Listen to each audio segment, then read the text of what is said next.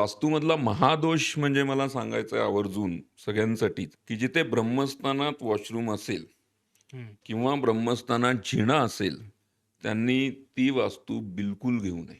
बरं, किंवा ब्रह्मस्थानाच्या जवळ पण थोडं वॉशरूम असेल, तर ते अव्हॉइड करावी. बरं. हल्ली बिल्डर अभिनव इंटिरियर आर्किटेक्टप्रमाणे असं वॉशरूमची पोझिशन कुठेही देतात.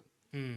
ते एक त्यांनी अव्हॉइड करावी. बरं. नंतर इक्वेटोरियल लाईन असते. हं. पूर्वला पश्चिमेला आणि ती म्हणजे आपल्या घराला किंवा पृथ्वीला 2 ह्याच्यात डिव्हाईड करते. बरं. तर त्यात पश्चिम दिशा पण येते आणि पूर्व दिशा पण येते. हं. तर तिथे पण वॉशरूम असेल तर शक्यतो त्यांनी अव्हॉइड करावं. बरं.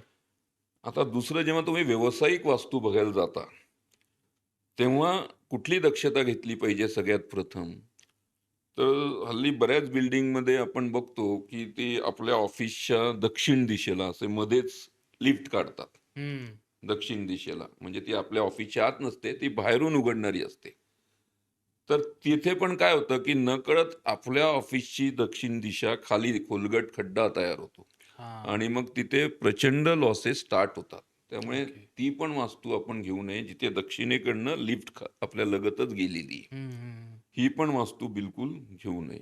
हे बरं. 2-3 वास्तूचे खूप महादोष आहेत. हं. तर तिथे त्यांनी काम केलं. दक्षता बाळगायला पाहिजे. साउथ वेस्टकडे गॅलरी असेल, तर ती पण प्रिफर करावी करावं. नाही. नाही करावी. नाही करायची. ओके. साउथ वेस्टकडे गॅलरी असेल तर. बरं. किंवा तुमच्या कुंडलीत भाग्यस्थानाचा जो स्वामी असतो, हं, हं. तो कुठल्या दिशेला पडलेला आहे. म्हणजे वास्तूमध्ये ना या 1 ते 12 दिशांना वेगवेगळ्या दिशा पण दिलेल्या आहेत. हं. म्हणजे धनु रासला नॉर्थ ईस्ट दिशा दिलेली आहे. बरं. मीन रासला साउथ ईस्ट दिशा दिलेली आहे.